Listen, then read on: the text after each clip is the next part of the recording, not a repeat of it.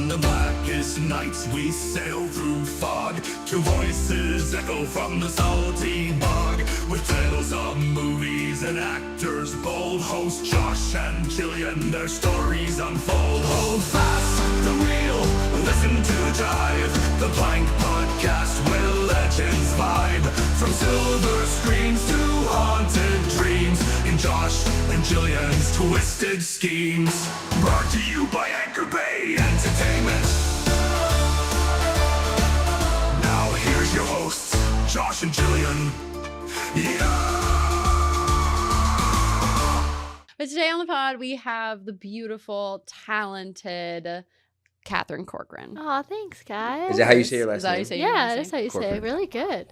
I was like, you do it. I was literally like, I'm going to ask her before. And then as I was doing the You intro, I just was were like, I'm going to wing it. I'm going to wing go and for hope it. the best. Yeah, it's And like the lady from Shark Tank, Barbara Corcoran. Oh, yeah. But we're not related. That would be cool. though.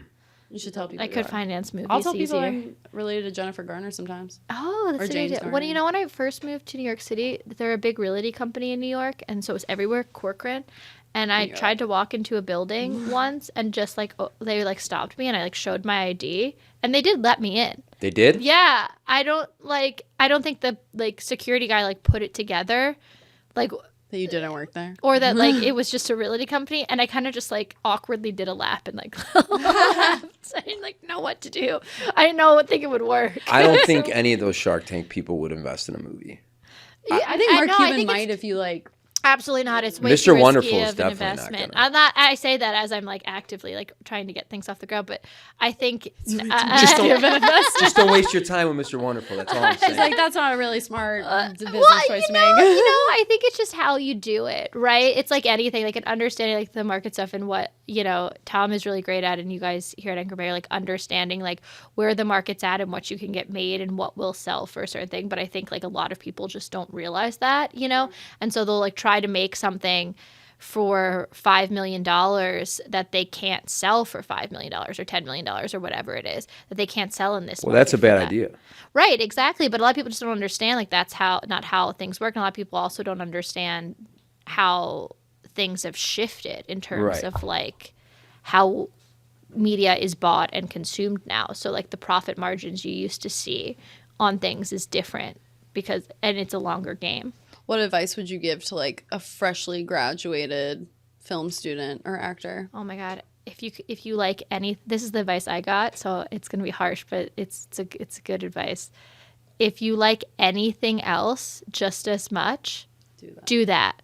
Because it'll be easier. Well, yeah, and you won't last. You won't last. Like if you like anything, if there's anything else that gets you excited, the way movies or theater or like acting or like directing, anything, if there's anything that gets you that excited, go do that.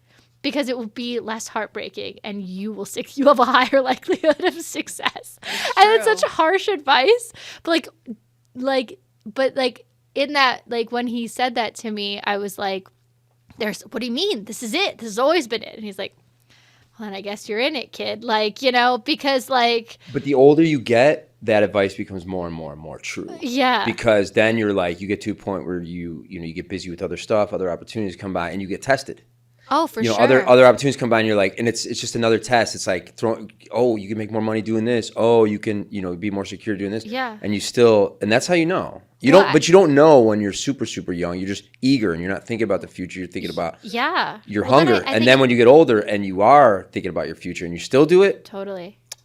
That's how you know. Well, and I think the other thing is like keeping it like once it becomes your job, which again is like the miracle, right? When you get to the point where it's like, okay, this is my job, to also keep that same like excitement about it, Yeah. That's Well, because then it's not a dream anymore. Then it's reality. Well, I think about that all the time because I work a 9-to-5 job on the side. Yeah. And so those people that work that 9-to-5 and don't have like, a career that they're really wanting in the arts or something like that, like they're not in the same company for like 30 years most of the time. Sometimes they are, but a lot of the times it's like, okay, I've been at this company for 5 years. I'm going to go and move on and like get a different job and like get a higher pay. But like in this world, like it's not like, oh, let me just do my job at somewhere else and like maybe progress at it. Yeah. Where it's like, all or nothing in this line of work. And I like how Jillian's like my side gig, 9-to-5 job.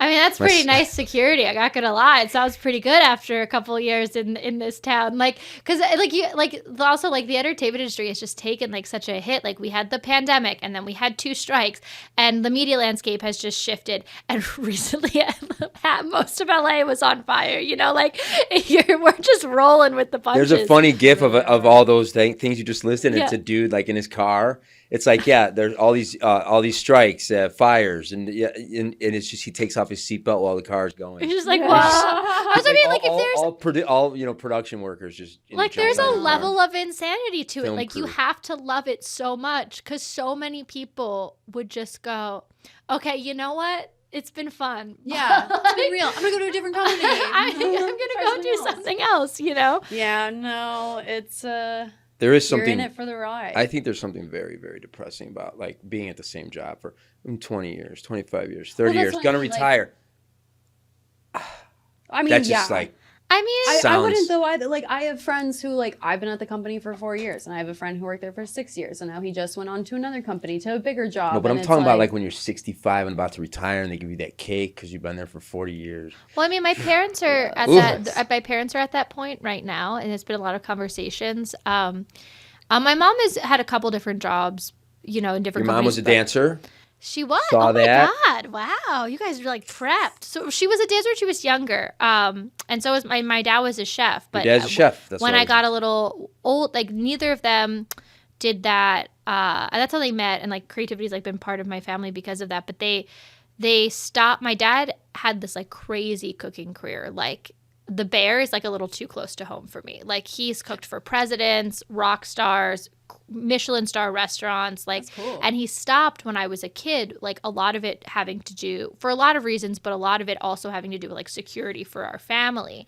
And then worked for the same company since then that he's now retiring from. Wow. And it is this like interesting conversation with him and my mom at this point in their life where they're like, what do we want out of our life? Like my dad's a lot more like, I'm cool to just like ride this out, you know, just chill. My mom is very much like, no, this can't be it. Like, what is my purpose? Yeah. That's great. That's great. I think that's a great attitude to have. Yeah. Because you're young, so your parents are.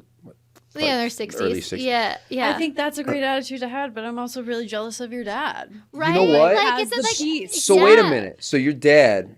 Because that's a crazy business. I've been a sous chef. But that is insane. Being a chef is such a stressful, and it just you love it, but it's also just. But so what did he do for the same company? Did he become like kitchen manager? No, so he got into like culinary goods distribution. So basically, he could sell the things that people needed in high-end kitchens or just standard kitchens, hotels, because he worked for the Four Seasons and stuff. Like he like knew that world, so could sell that stuff. But it was also like, but he'd still cook you bomb-ass meals at home, right?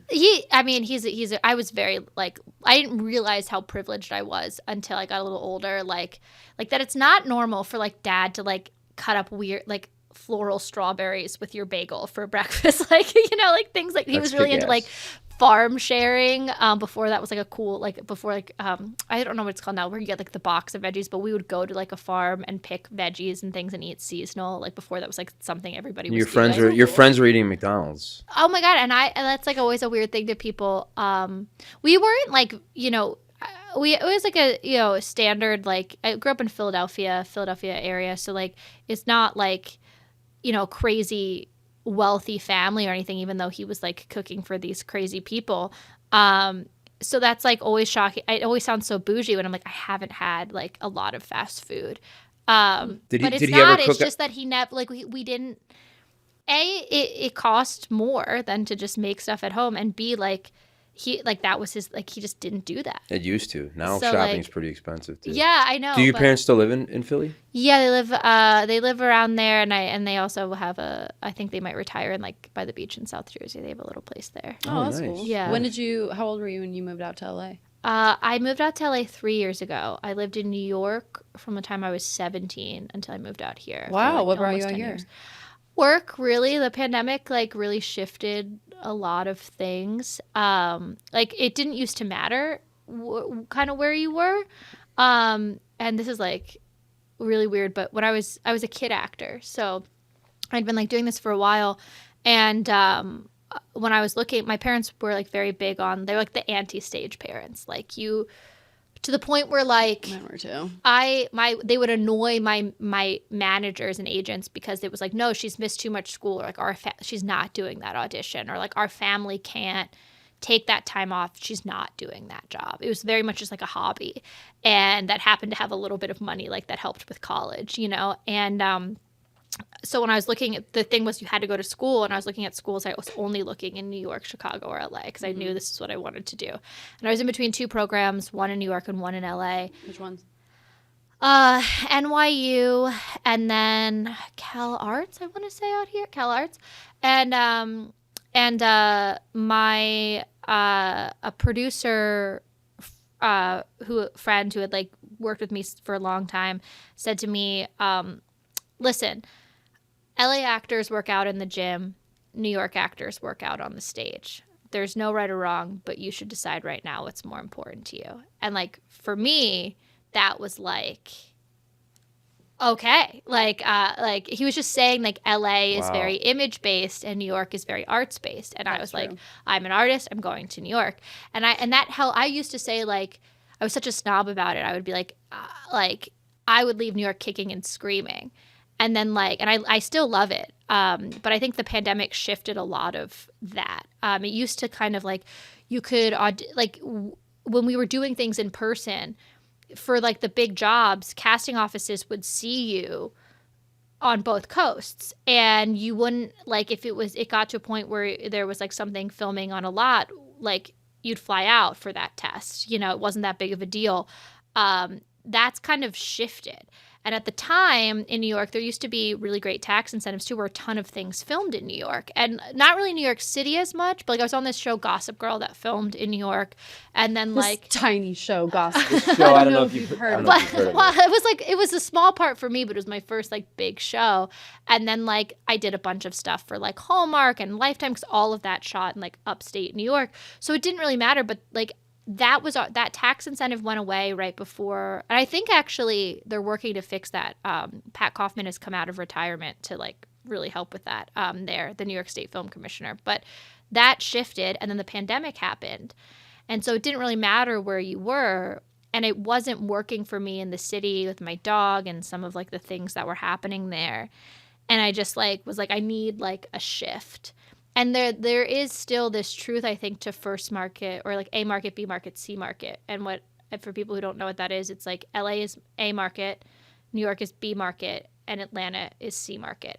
And so what ends up happening for casting is like, as from an actor perspective, is a lot of times things will cast out of A or B market, now mostly A market. They won't film in A market though. They'll film elsewhere, but they'll cast the leads out of A market, and then they'll fill in the other things out of the other two markets or wherever they're filming.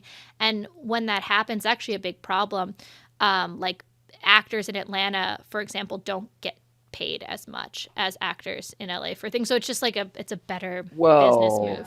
Living expenses aren't as much in Atlanta, right? That's true, but fires, yeah, and the right. But you know, that really shouldn't matter if you think about it. Like the production is shooting where the production is shooting, and the actors are doing the same job no matter where they are.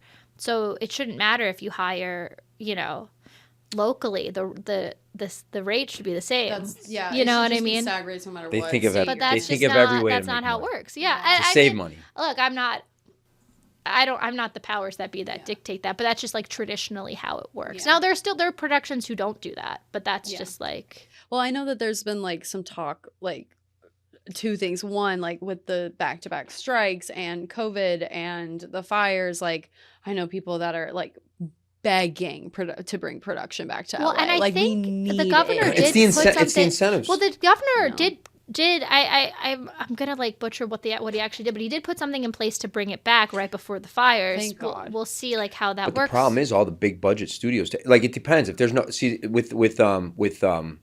with Georgia and Louisiana, there's no cap. There's no set cap on the incentives. But politically now, I know that there are families that are like, I'm not going to bring my pregnant wife to a state where if God forbid something happens, she's not going to get the proper care. Like, I know a lot of people are like, I'm not going to bring my family, like to move my family out to Louisiana or Georgia for 9 months. Yeah. Well, I think it depends on the project, right? Like if it's a film, and things are shooting faster now. Like it used to when it's so wild to say this because like it hasn't been that long, but like 12 days. When my very first lead in a feature, that was a month and a half. That was a month and a half for that feature, and like that was normal. Now it's like 10 days, 15 days. Right. When I remember like I did one film and I told them we shot it in 10 days, everyone was like, "What?" The first time I did that. Yeah. This is what? I mean, it's I've never done an interview where everyone like knows what I'm talking about. We're from Philly. We've there's the energy in this room. You know, we just kind of like. Well, that at the time, long lost is one location, and that wasn't that long ago. That was 2016, 2017. Everyone was like, "You guys are insane. That's wild. How did you do that?" Blah blah blah blah. Now that's how it goes. Yeah. You know. But is that put pressure on that now? But you got to bring your A game. Because yeah. I mean, as an actor, I mean, obviously, I think everybody does. Obviously, the technical aspect too. Like you got to bring your A game as a cinematographer too. You know. Well, I mean, it's kind of interesting because, like, you know, we used to shoot on film, so you had to do it that way because every take cost money. You still right? You still can shoot on film. Because you still can, but by and large, people do not. But it sounds like people are treating it like film if they're shooting quickly. It kind of is like that's what I've never thought about it until just now. But that is kind of what it's like because you don't have time to mess around. I just tell the actors it's film. Like, no, it looks like a video. It's just, this is film, okay? You're just sitting there? Oh my God. We have like a fake magazine. You know. It's like, but guys, you know, like, that's such a, I mean, it's interesting because like, and most you don't have the luxury to do this on most things budget wise anyway, but like that first film that I did, even though we did it over the course of like a month and a half, was Lloyd Kaufman's first film on digital. So he made us rehearse everything because he was so used to working on film. He would rehearse for a whole week in the lead up. And how he would also cast was a kind of a rehearsal process was he would cast certain characters and then start building the ensemble around the character. So he would ask if you would come in and like, he wouldn't like totally say you had the part like and keep reading, and that's how he was like building the world. And it did two things. It like it was a long casting process that worked in like how everybody melded together really well, but also in that it allowed us to get really familiar with the material. So then the rehearsals, like everyone kind of already knew what they were doing by the time you got on set. Everybody knew. I love that. I'm all for that always. Even a table read to get the pacing and the tone of the script. Oh yeah, just one. You know, like we did for Turning Point, but we did it digital. We did it like on Zoom. This was 2021, which is like April. It was better than nothing, but it was like damn. But it's you don't have that like. You know what works and what doesn't. Yeah. So are you saying Return to Nukem High was Lloyd Kaufman's first digital movie? Yeah, and what year was that? 2013. It came out 2013. The first one came out 2013. We filmed in 2012. Which, by the way, if you had come to LA, you wouldn't have gotten that, right? Because that's Jersey based, right? I mean, they're New York based. They're in Queens, I think, is their offices. But I thought Troma was Jersey. No, Tromaville, New Jersey is the Mythos, but the company is New York. Right. They did have. I get them mixed up. They did have. I just know this all like because I spent so much time there and I loved it. That was an Anchor Bay film. I know. Actually, yeah, and crazy film. Yeah, by the way. It was kind of wild. It got into Cannes. Like it was pretty wild. Jillian said it won something at Cannes. I don't know. I don't know if it won anything. She said it won the Palme d'Or. I don't remember that, but I do remember. I remember we were called the first lesbian wedding in France because gay marriage was legal 3 days before, and we performed we tried to perform a wedding ceremony on the Croisette. One of the things with them is like they're big on like the theatrics because they are this indie company and they have to compete at Cannes against like these studio films that are there. Great Gatsby was there that year. Hunger Games was there. You know, like, so they have to compete against this. And so the way that they do it is they do all these like big theatrics. Wow. It's really cute. I can't believe like Hunger Games is there and you're like, I'm fucking a duck and having a monster baby in my movie. Like, well, it was kind of like this whole, they did all this street performance, and like part of it was that they, like that's how they got attention on the film. And we were a queer story at a time when that was not legal in the United States and was not being shown in like high school stories. And that was like a whole thing. It's like trauma films are horror comedies, and nobody is safe in a Lloyd Kaufman film. Like, he will attack everybody, but like we made it a very, very distinct choice that like the queer relationship in the film was not going to be made fun of. That was like the only thing we were not going to make fun of. And we were just going to play that as it was. And that was like the note that the reviewers were saying at Cannes. And we were trying to do this lesbian wedding ceremony because gay marriage had become legal there.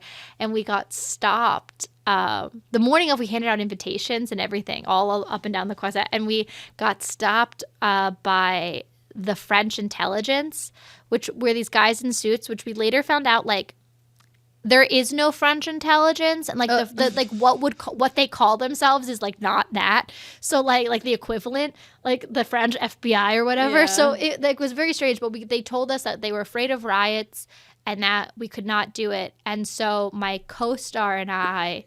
This was during the festival? Yeah. My co-star and I laid in the symbol of the festival and like was on the ground and kissed. And of course the press was already there because we had announced that we were doing this. So they took all these pictures, and of course that got like way more attention than if they had just like let us do the damn wedding, you know? And so eventually, like under pressure, and there were people that would protest outside of the hotel that we like stood on, like pro-family party kind of people. And eventually, like under pressure, the festival like let us do the wedding ceremony, but like in the Marché du film, which is like under the big theater that everybody sees like the pictures of. But you know, Le Figaro was there and the press was there, and they called it the first lesbian wedding ceremony in France. It's not legal. I'm not legally married, but like that, but I do wear that as like, as a queer person, as like a badge of honor for sure. That's sick. Yeah. That's awesome. That's really cool. So you guys, but it was to promote, well, it was to promote the film, but also to promote the movement. Well, it was just like to support, support the movement. I mean, like the thing with Troma is like it's like and also like the Newcomb High story is like, it's a story about being othered, you know? That's the entire premise of the original Newcomb High film, and is like a play on like Reefer Madness. Okay. I think the return makes a lot more sense if you see the original, if that makes sense. But that makes sense. But it's all about these like nerds who like, similar to Return, who become the monsters, right? Yeah, because they're othered. That's like what Troma is, right? Is like, it's this place like for misfits, and it's a very punk rock film company. Like everybody who like comes through there, that's like part of the ethos, and it does like have a lot of queer people on it. And you know, like even we had trans and non-binary actors all over that film, and like we were having conversations in, you know, production meetings every day about pronouns. That was the first time for me as like an 18-year-old that I had ever really even thought about that. Yeah. You know? Were you asked your sexuality before auditioning? Was it before that? No, that wasn't like part of it. Okay. But it was definitely like the press run of it was hard on me because I still was coming to terms with like my sexuality, and it was in a pre-Me Too time. So I was doing like interviews at like 18 with like Mr. Skin and like late night Showtime shows, which was like a thing at the time. And they were like, you know, really wanting me like to like have like just to say things that were provocative, or to have like, and I had like such little sexual experience at all. Like I couldn't even like, you know, I couldn't even tell you, I didn't even know enough about sex to like, be able to comment. Yeah. Like it was really like kind of wild. So that was tough, but I mean, yeah. It was such a weird ride. Yeah. I only asked that question because I know like right around that time was when they started being like, we only want queer people for these queer characters. Yeah. So I know now they're very I open definitely about didn't asking. identify as queer at the time. No, like at least not public. Like I think when people like asked, I would just be like, well, you know, I'm 18, so I've only had relationships with men. That's not to say like I couldn't have a relationship with a woman. It just hasn't happened for me yet. And people would say things like, well, that's appropriately vague. And I'd be like, yeah, well, like, isn't sexuality? It's just kind of like figuring it out, you know? Yeah. But no, they didn't, that was not part of it. And, you know, I think there's a line for all of that. Like, I definitely think we need to represent more diverse people on screen. I think there's something to be said with identifying with people, you know, that look like you, that sound like you. That's so huge and so definitive for people. But I also think in terms of sexuality, it's our job to be able to showcase the human condition. So like I should be able to portray a straight relationship the same way I would portray a queer relationship. That's the same. Yeah. You know, if you can relate to the feeling that character is feeling. Yeah, I mean, it's all just being a human being. Yeah, exactly. And, you know, and nobody asks you like, you know, when you're like playing a murder or something, they're like, oh, but you must actually have murdered someone. Yeah. Like, Or you're playing a mom. They're like, well, do you have a kid? Well, that does that. I mean, but it comes up in like all sorts of levels. Like, I always feel weird about mother roles because I don't understand that. Yeah, totally. Well, that's why you know? It was interesting talking to Augie last time because she did a film where she had to be a mother.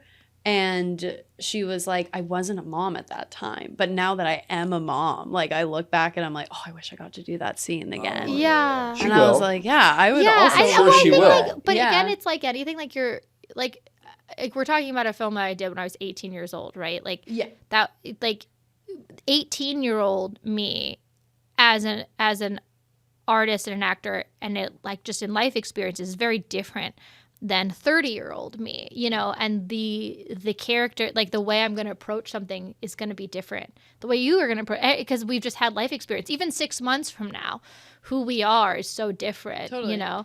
So like I can portray like motherhood the way I understand it now, but like 10 years from now, that might be completely different. Right. Was Return of Newcomb High your first big film? No, I had done this film, The Lovely Bones. I had a small part in that. Movie. But no. I had a small part in it. But it was my first lead in a feature. So like I was doing the typical like actor thing at that point where you do these little roles. You do your co-stars, your guest stars. You like kind of cut your teeth.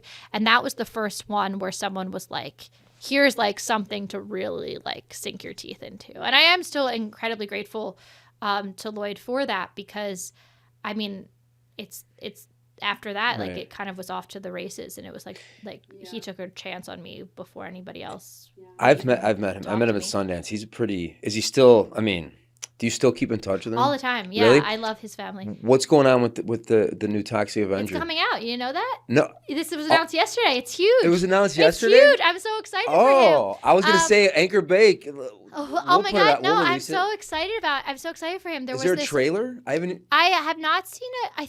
I've not seen a trailer. I just saw the Variety announcement yesterday. No, what's happening? It just happened yesterday. It was huge. So there was a this happens sometimes where films get shelved because for whatever the production spends on it, they're like, we're not going to get our money back. And we know we have a shelved movie. Yeah, and this happens, and it happens all the time. And but you know, Lloyd has been trying to get this, or Lloyd has had back and forth about the like big budget remake of the Toxic Avenger has been like in the works for when we for example when we were at Cannes with Newcomb High, they also announced another version of that is not the one that is getting released, but of the Toxic Avenger that had Arnold Schwarzenegger as the Toxic Avenger. Wait, is that true? Is that true? Yeah, that's never gonna happened. happen. No, that never happened. But it was announced, like it was going to. Like he's been like through so much with it. So based on, so you don't know the Toxic? Do you know the Toxic Avenger? No. All right. Okay. So Catherine just said Arnold Schwarzenegger was gonna play the Toxic Avenger. At one point. Yeah, at one point. But don't tell Jillian. Just guess who plays the Toxic Avenger in this one. Actually, guess it's right now. Like if it's not Arnold Schwarzenegger, the last person you could think of when you think of Arnold Schwarzenegger. The absolute opposite of Arnold Schwarzenegger would be like Michael Cera. No, that's not far, but it's Peter Dinklage. Wow. Yeah. Right? It's like and crazy. So anyway, it's this one has so they finally have it. It's Peter Dinklage, it's Elijah Wood, like it's a bang up cast. Macon Blair. I'm sorry, Macon Blair. He's like people know him from like Sausage Party, which feels like so aligned with Troma humor. It's such a good that was the animated movie. No, I know Sausage Party. Which did he vote? That was that company, I think. And because he was in what's that movie? Blue Ruin.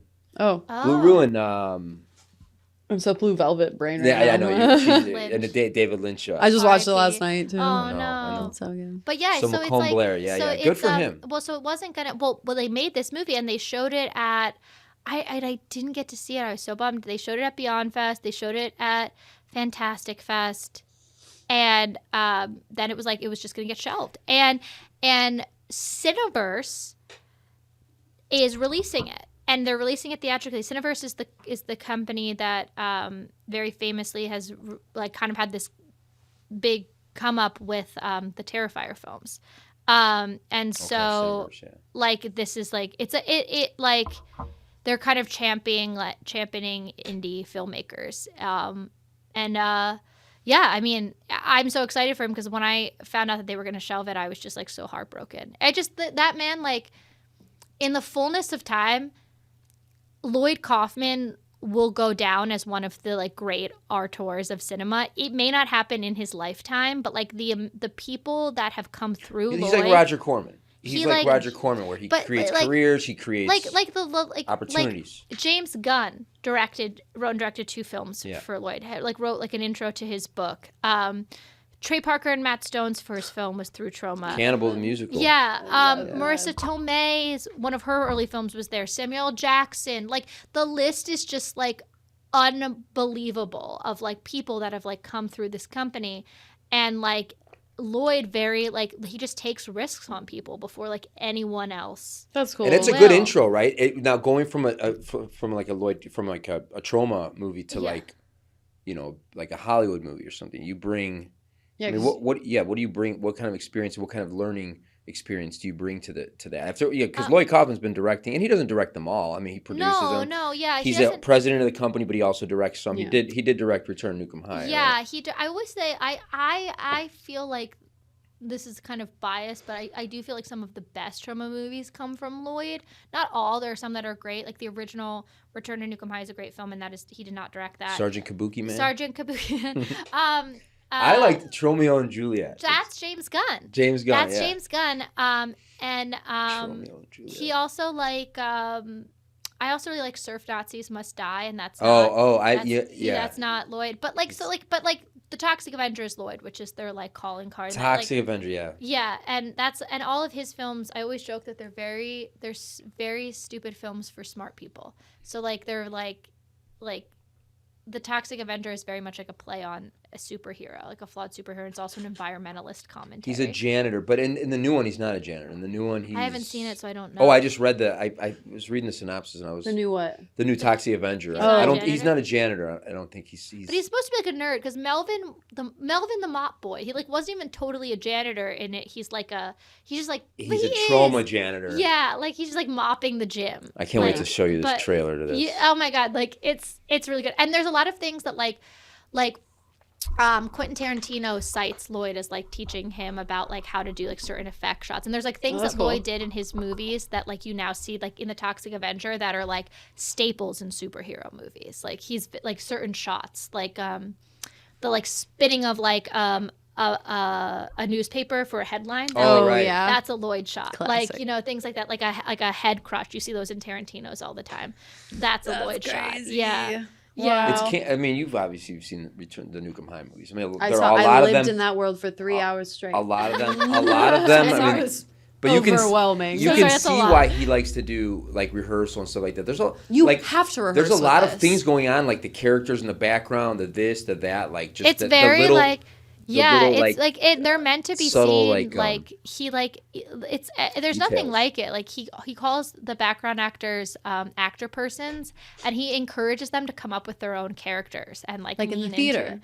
Yeah, That's cool. like lean into it. It's really cool. Like in Return to Nukem High, how about that blind ensemble? The blind guy. Yeah. When they walk through the metal detector, and then there's the blind guy like patting people down. Yeah, that guy was if I'm not mistaken, I think that guy was like, a lot of those actors were like haunted house actors that worked up there. That's funny. So they created their own characters and had their own costumes, and that's sick. He loves that. Like I love that's that. like, I've never worked on a project since that's ever done that. I've come back and done like cameos for them, and like it's always that's like that. when you're in rehearsals for a musical and you're in the ensemble and they're like, well, maybe you love what she said and you hate what she just said and you're confused about what she just said. Yeah. They're like, okay. Why are you saying it like an old like a 40s theater actor? That's like transatlantic accent. The theater. Duh. Funny. That duck scene in Return to Nukem High where you're running for like, I don't know, 10 minutes with a duck in your mouth. I was literally gagging as I was watching because I was like, oh, my gag reflex could never do this. I still don't like, to be honest with you, I still don't understand like why we did that, but we did. Like, and how she got pregnant that way. The science isn't sciencing. I think they try to address it in there. They do like a little bit on it. Yeah. But I haven't seen it in so long. But yeah, that was funny. Were you? I have a question. Like, all right. Go for it. Like, I was overwhelmed watching the movie. I can't imagine what it would be like filming those scenes. But was it just like so much all the time that you guys were just kind of desensitized to everything? Or while you were making it, were you aware of like how insane it was going to look? I think it was a little bit of both. Like, you know, it was the first time I had ever started something. So it was the first time I'd ever been there for everything. Yeah. So like there's something like so exciting every time when that happens. It's also like we filmed we were all living in a funeral home that was also the production office, that was also the effects like thing. It was like this crazy place. Like camp? It was like summer camp. It was like, and I was 18. Home. I was not that like removed from that time in my life, you know. This is college. Yeah. So I think like as I've looked back, I'm like, there are things I would have like we should not have done, but like we should have been in a Holiday Inn. I don't know about that, but like because I've definitely like done union jobs where we've all lived in the same house, but like you know. Hindsight's always 20/20, you know. But at the time, I was having a great time. And you shot Volume 1 and 2 back to back at the same time, right? We shot it all. This might be at the same time. This might be some Anchor Bay lore. Like so Superman I don't know 1 if and 2. I'm gonna dropping lore. I don't know if I'm gonna be like saying this correctly, but so my understanding was that, and Tom might have to be able to weigh in on this, is that Stars Anchor Bay, they were together at the time, gave Lloyd money for one film. And it was long, and Lloyd was they cut it and it was 2 hours, and Lloyd and everyone was like, this is a great movie at 2 hours, and Lloyd was convinced that nobody was going to watch a 2-hour Troma movie. He was like, absolutely not, no one's going to watch it, but they couldn't cut it down to get it to 90 minutes. It like they were missing so much plot points, and he was like, well, whatever, we'll make it 2 movies. It's 2 movies. But so they had the first 90 minutes and then only a half hour of the second film. So then they had a whole hour to like make up for. And my understanding is Anchor Bay and Stars was not going to give them more money. Oh, I was going to say, were they just under budget and had They enough were money not going to give them more money for this second film because they contracted one film. And so we spent like the next like 6 or so years doing pickups for that second film. That's why that second film is so like all over the place. Wow. We shot what? Yeah. Years. That's why it didn't come out till like years later. Yeah, it did. Yeah, I was gonna say it. It did come out 4 years later. But damn, that's insane. That's a long time living with that character. I mean, yeah, I would just get called in, and I think even that for that like might be wrong. Like maybe it's screened somewhere as but we because I remember because it showed at the Museum of the Moving Image, the second film, and the night before was the Terrifier premiere at Lincoln Center. So that was 2017. So yeah, it was like 5 years. 5 years before so you're right, 4 years of it. Like it felt crazy. longer, I guess, in my head. Did you go right from filming this into filming Terrifier? Pretty much, yeah. It was like it was this. That's how that happened. Were you like, this is easy? I've done some crazy shit. I think Terrifier was crazier. Terrifier was much more dangerous. Oh. That's like not as like you know, we did a lot of things that I think, you know, Damien has all open. We've all talked about that we should not have done and that were very scary. And I got very hurt filming Terrifier. But I think I was. There are so many times we joke about this. There were so many times on Terrifier that I should have just walked away, and any sane person would have just walked away. And because I had done Troma, I didn't. I just like kept going, and I so it was like like the success of it, but also my like tragic downfall, I guess.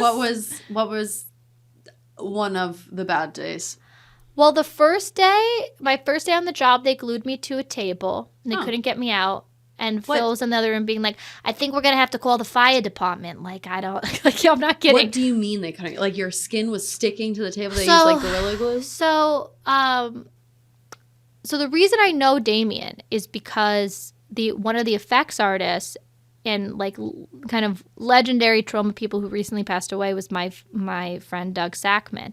And Damien had done one of Doug Sackman's events that he did for like aspiring effects artists. And so when he found out that Damien was like trying to make a movie, he like kind of looped me all in with them. And so there was this period of time. And to be fair, like Troma, we had a similar issue. There was this period of time where they thought for life casts, and now we don't even have to do this. You can just do body scans digitally. But you used to have to cast your whole body in if you were doing like effects in like ultra slime or like what's called alginate. And there was this at that time there was like rumor or like style where people would put a silicone right on your body. So the way that it works is you do an alginate cast, you fill it with plaster, and then you take the plaster out, and on that positive you put the silicone, and that's how you make the mold. So you can make all the silicone is what holds. And so people were saying you could put it right on your body. And I had seen this happen when we were doing effects casting for Nukem High. They did not do it to me, but they tried it on another girl, and she was in a lot of pain. And I remember that because this girl is also a suspension body artist, which is someone who hangs from hooks. So I trust that woman's pain threshold, you know? Sure. And so we couldn't, when we were doing the body cast for the hacksaw scene in Terrifier, we couldn't get the alginate on fast enough. There wasn't enough people. It was drying too fast. So we were like, oh, well, we can try this silicone style. And I remember being like, I've seen this. I don't think so. And Damien being like, no, it's Troma. They just didn't do it right. And I was like, I don't know about that. Like, he said, what? It's Troma. They didn't do it right. Yeah. And I was like, I don't know about that. And so we did it. I know it was. We did it, and it stuck. They had me laying on a what do you call it? Like 2x4. What do you call that? Wood? Plywood? Plywood? They had me like laying on it on like a big thing of plywood, and it wouldn't come up. It was stuck. And that's scary. Oh my god! And like they had to like it was like a full body wax to get this thing up, and it was painful. And the budget for Terrifier wasn't $30,000. It was painful. That's it. That was day one. That was day one. Like, wait. Well, hold on, but he had already done All Hallows Eve. What? That was shorts. Okay. I thought All Hallows Eve. I thought the other one was a short. No, they're all shorts. There were two, right? There's All Hallows Eve. I thought All Hallows Eve was which I to this day have not seen. But I obviously haven't either. But I thought that one was a feature, and the one before that was a short. No, they're all shorts. So then like that was day one, and they joked that they were like shocked that I came back. $30,000, and what's the budget of 3? And then there's like the 3. Well. I know what the budget is on that. I don't think I can like. No, I know. There is what they've released. What the budget. I'm just saying, good on him. I mean, good. Yeah, I mean, yeah, it's wildly impressive. Like for how the money it has made for where we started is out of this world. Jillian hasn't watched it. You don't have to. It's okay. I want to. I will say so. for like the thing that like they say like made these films like take off was that what we were casting my body for was for this like hacksaw scene. Okay. That they say was like such a like crazy thing. That is a fucking and crazy that's what scene. like made that's what everybody talked about, and that's what like made it like such a big deal. And they like were kept like now they like continuously try to top it. And that scene. Yeah, I mean, it was like it's pretty wild. It's also like it was very dangerous. Like I could have died. Like that's not an exaggeration. And we talked about it publicly. Like what about it? Well, because we were hanging me from. You're not supposed to do it this way, and we've all talked about this. They. Oh. Oh, Josh, it's like, Josh, why would you do that? It's okay. I've only sat through it like 3 times in my entire life. Josh, I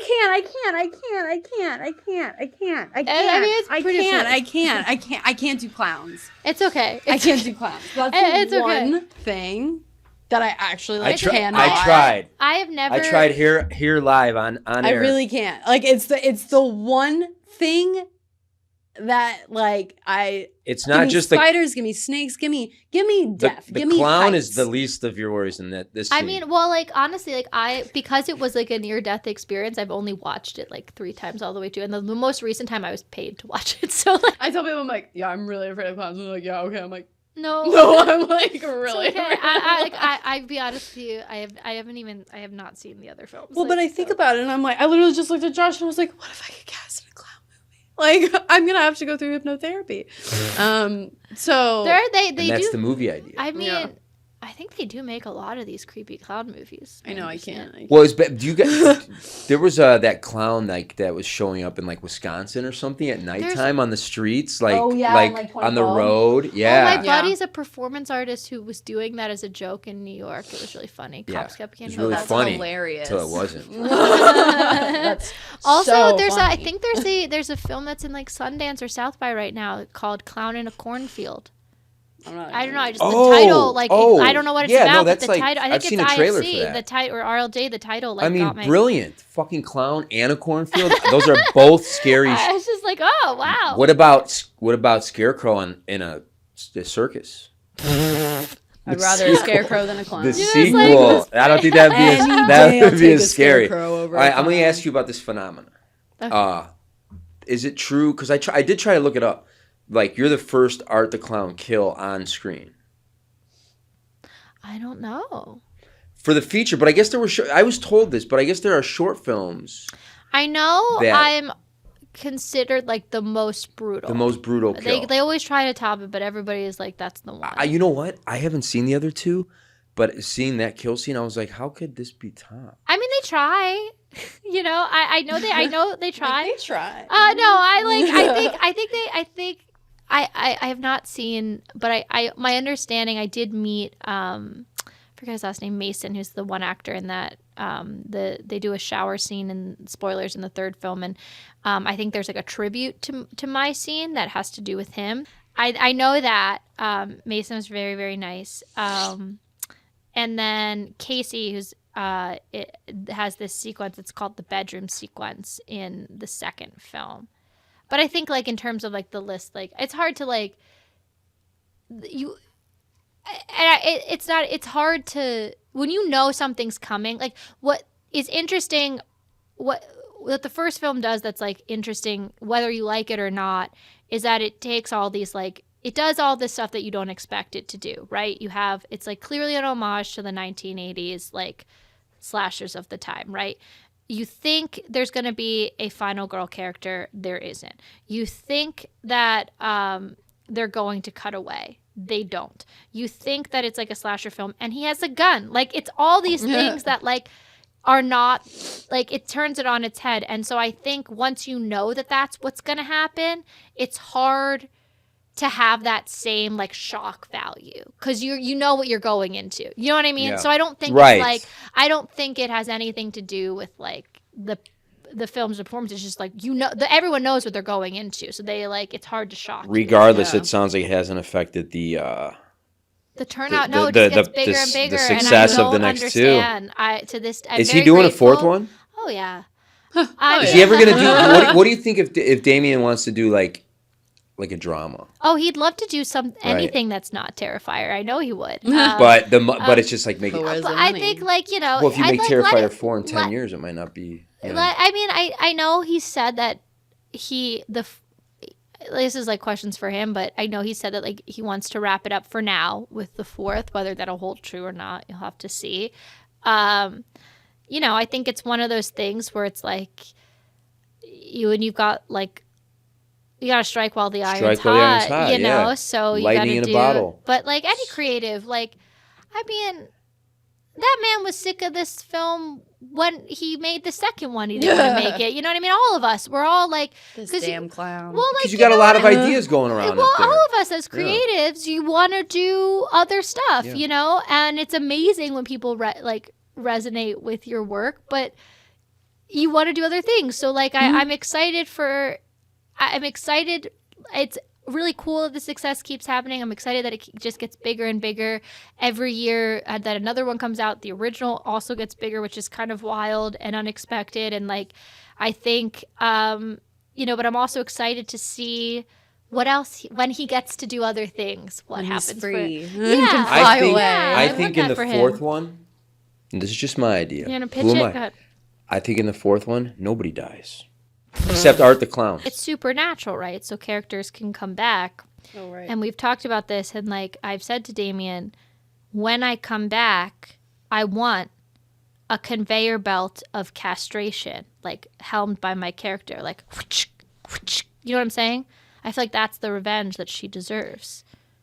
Your conveyor belt of castration. Yeah, because she sawed in half. You know what I mean, vertically. Mm-hmm. I feel like the only justice is for her, is to give her a scene where she's just like. Do you think she's got to be the one to take him down? That character? I don't know, but I want the conveyor belt. She should be like. She should be like. I don't care. She should be sewn up. Sewn up like Nightmare Before Christmas. Much. I'm like girl in Beetlejuice. Yeah. Monica Bellucci. He says it's too much, and I'm like, do you know?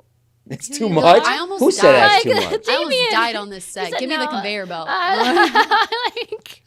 It's too much. I'm like, do you know who you're talking to at this point? Yeah. Like, what? You owe me.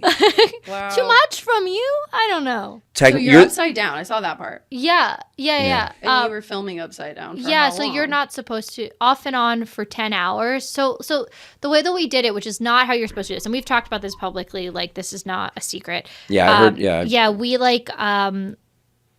basically it was a condemned building in January. There was no heat. There was no running water. And in New York, so it was like 20 degrees, and instead, like, there was no rig, there was no budget or anything. So I get there, and it's just this like pole kind of setup, and they're with like BDSM shackles in it, and that was it. And how big's the crew? 5 people, 6 people, you know, and they're like gonna hang me from that. And I was in the beginning of my stunt training at the time. Now I'm like stunt trained, and I am what's called an action actor, so I do a lot of my own stunts. And I knew that you couldn't be upside down for that long without like risking seizure.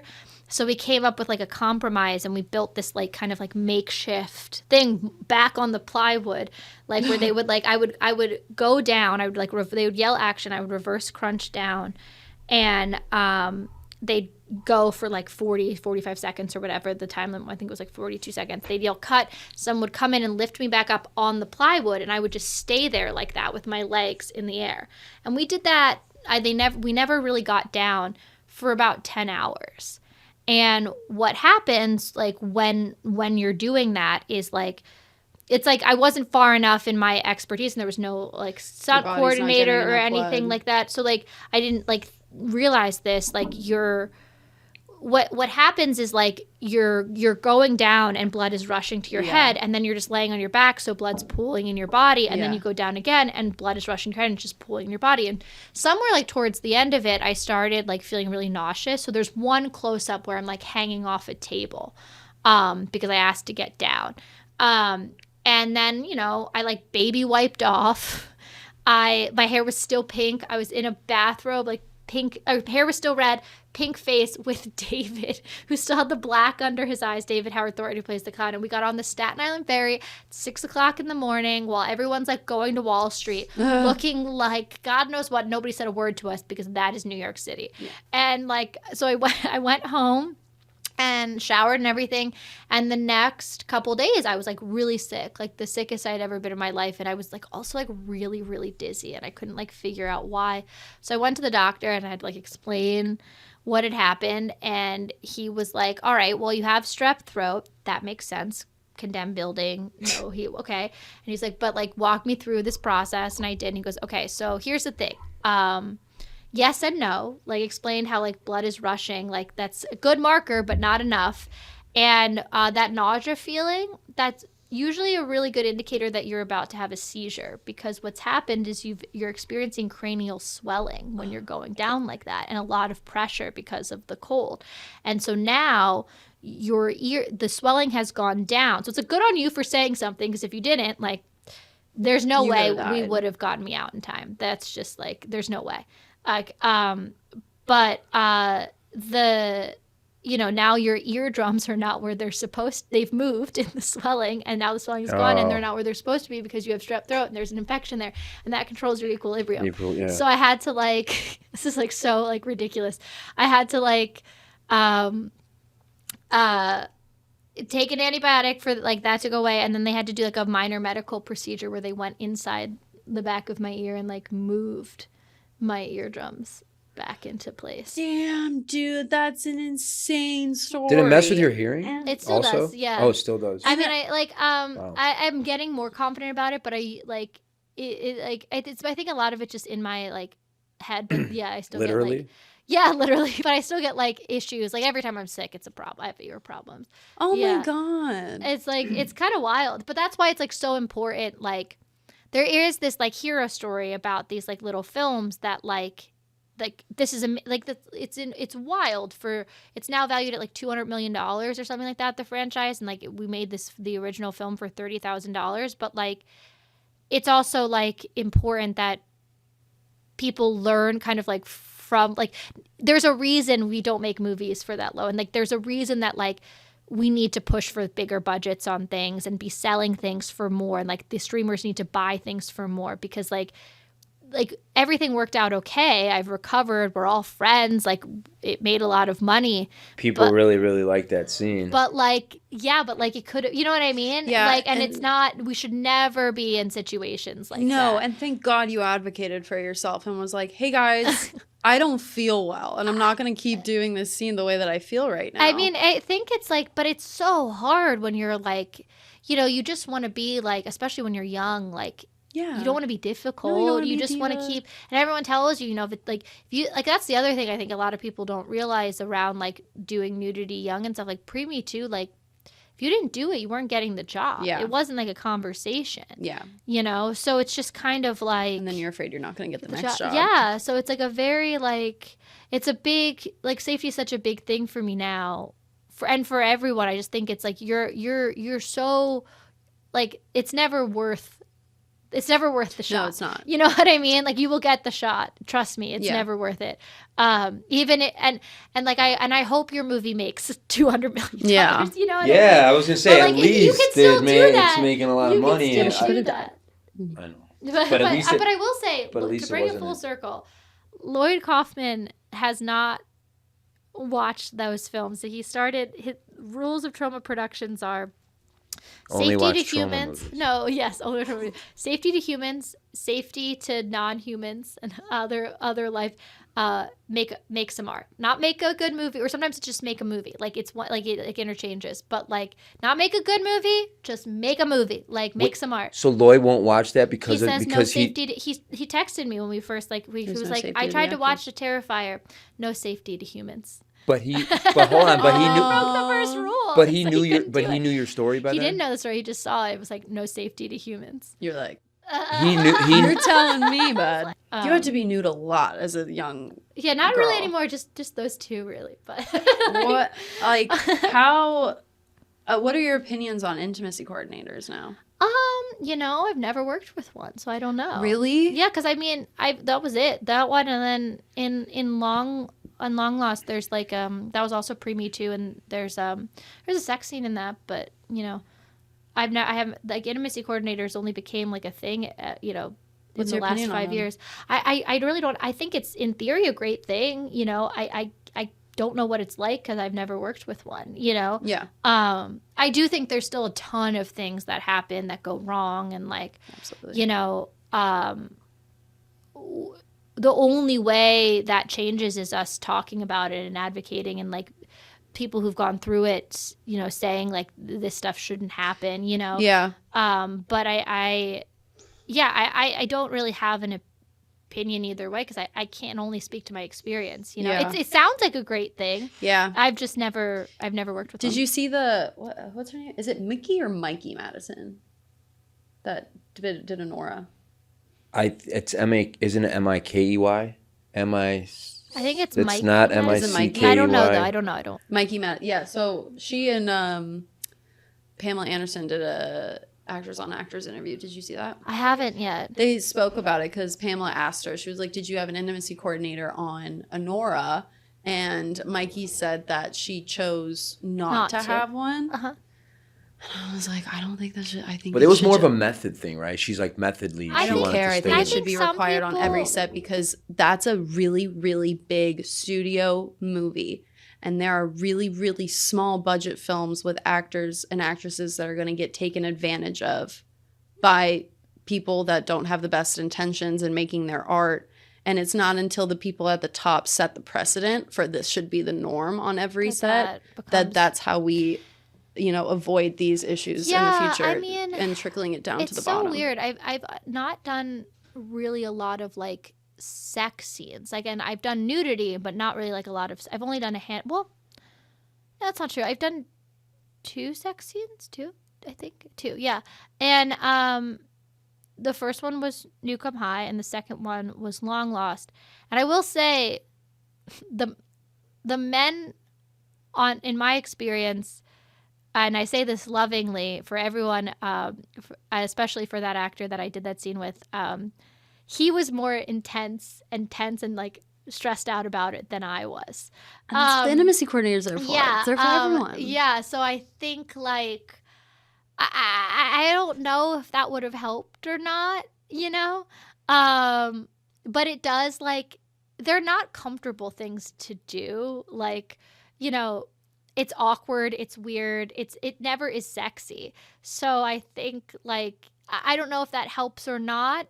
I think it just depends on like what you're. I found it helps because it keeps it opens up the conversation. Yeah. Like, even if the conversation is, we feel great, we're super comfortable, this is awesome, like, love that you're here, I see, but like we can take, like, let's go through the choreo, but like we're good. Or like your co-star being really intense, being an intimacy coordinator would be able to see that and to step in and be like, hey, should we run this? Like, do you want to go through the choreo? Yeah, like, should we go through step by step? Like, who he is as a person. But I do think it's like, it's hard to, I guess I'd equate it to, though, recently I had a conversation with someone because I was producing a project, and we had minors on set, and having been a kid actor, people were really excited because one of the kids was emancipated, was like 16 or 17 was emancipated. And that's very normal in like the kid actor world, where you get emancipated so that you can work as an adult, even though you live with your parents, even though your parents take care of you, and your parents don't have to be on set, and they don't have to have a teacher on set. Yeah. Usually you get your GED.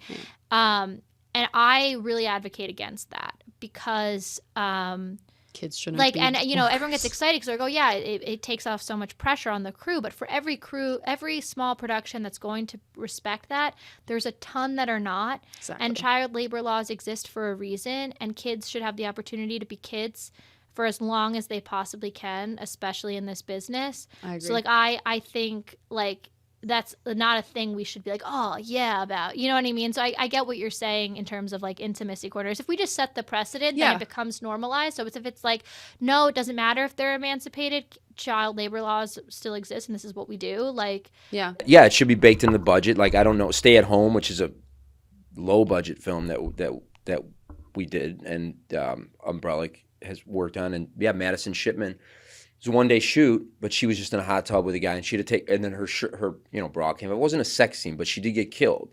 And in the kill scene, the intimacy coordinator was very involved, and it wasn't even a sex scene. It was but honestly, naked kill scene. I honestly like having like done that.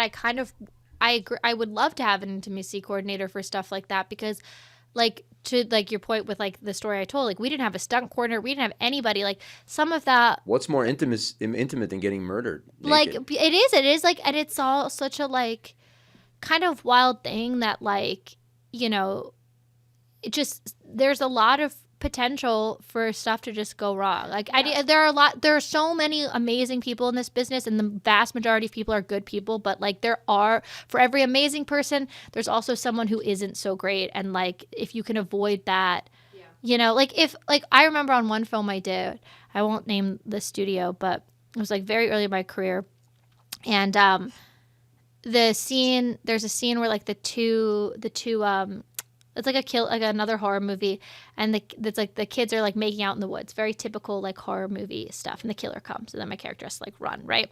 And they wanted it to seem like she was like kind of like, like they were like, kind of getting it on a little bit, but it's in the woods, right? So like she's got her shirt unbuttoned, but she's got a bra on, maybe pants like kind of down, but like, so that's part of the running and the thing. Yeah. But like, and this is also like pre-Me Too, we go to like do it, and one of the producers came up and was like, so like the director really envisioned this scene topless. And that was the very first time I really stuck up for myself, because I'd been through this a couple of times at that point, and I was like, oh, that's funny, because like I didn't. And then they were like, oh yeah, it's a topic. It's like, it just doesn't make sense, like, at all for like the way you have. I'm not opposed to nudity at all in film. It's just like it has to make sense. Absolutely. And enhance the story. That's not how, when you're in the woods, that's not how it goes. You know what I'm saying? In the woods, it's like there's mosquitoes and shit. Like nobody wants to be fully naked in the woods. And she's not doing that, and he was like, oh, so you're, oh, it's okay if you're not comfortable. Who was it that told you that? It's not about me being comfortable. No, not who, but like an assistant director. It was one of the producers, and they were like, "Oh, if you're not comfortable with it, like, we don't have to, like, I'll just tell them you're not comfortable." And I said, it's not that I'm not comfortable with it. I just don't think it makes sense. And if we had a nudity element of it, that's a whole extra rider and a pay bump, and then I can get my agent on the phone, and we're on an overnight, and I don't want to do that to you guys. Like, he's gonna be annoyed. I don't want to do that. That's how I kind of like played it.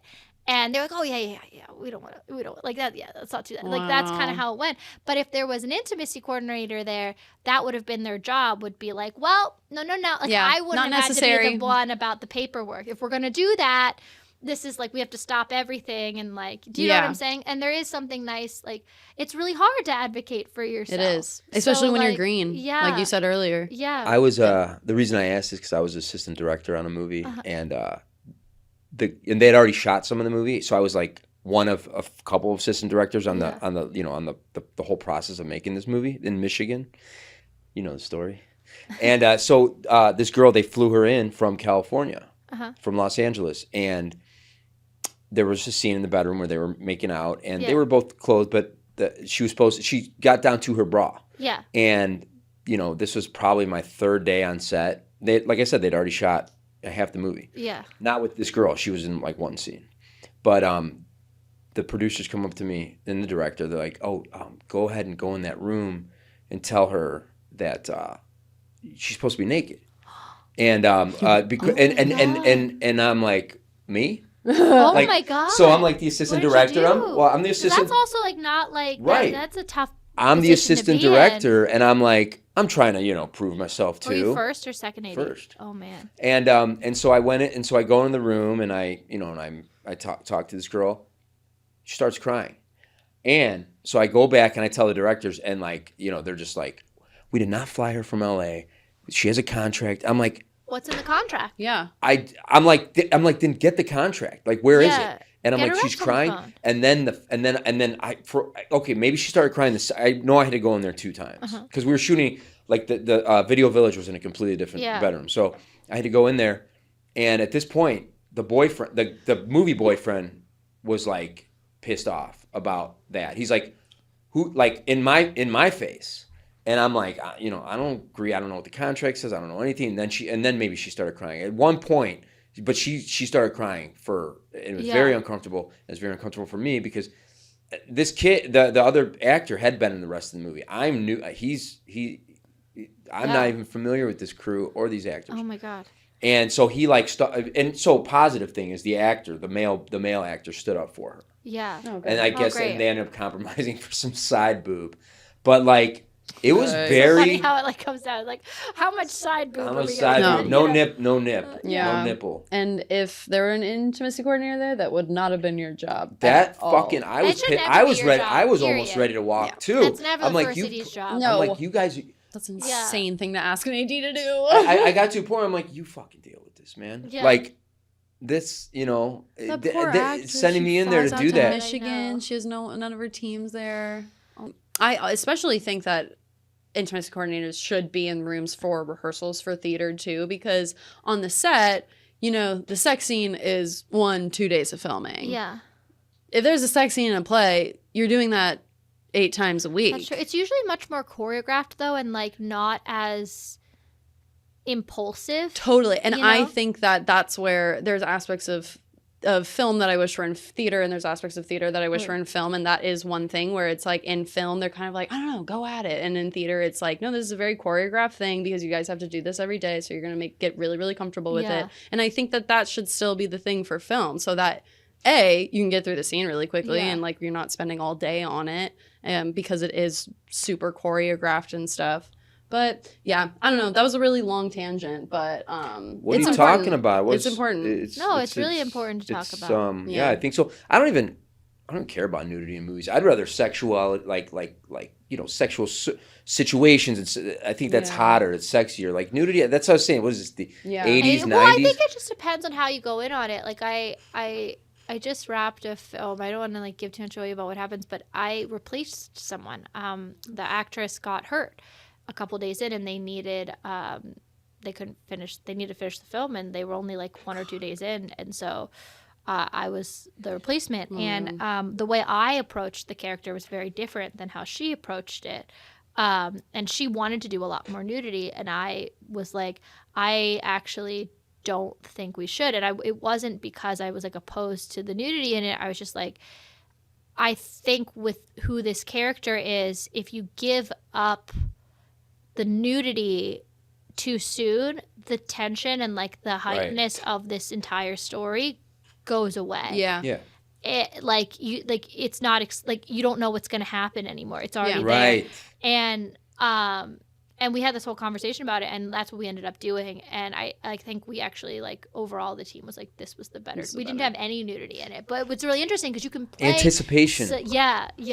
Don't show the monster. Don't show the, you know. You said it earlier, like. Curtain. Right. You know, it's the Wizard of Oz thing. Yeah. You know? You said earlier you were like, I'm only going to do nudity if it actually like advances the script and if it's actually necessary. And I think did I talk about this last episode with Augie? But I did Equus. Oh, cool. And I was Jill. Oh my gosh, amazing. Yeah, it was cool. I just turned 20 that weekend, and I had to be naked in front of like 300 people, including all of my professors. Theater, yeah. And it was at Michigan, so there were like random college students that were coming in and being like waiting to talk to me after the show, and I was like, I hate this. But same thing, like in the rehearsals, like we rehearsed to just stripping to underwear up until like tech week, up until it was like the last dress rehearsal before going into the space, and or the last full run through before going into the space. And they were like, all right, it's nudity day. And so we ran it, and I pulled the producer aside. Her name was Violet, dear friend of mine, shout out Violet.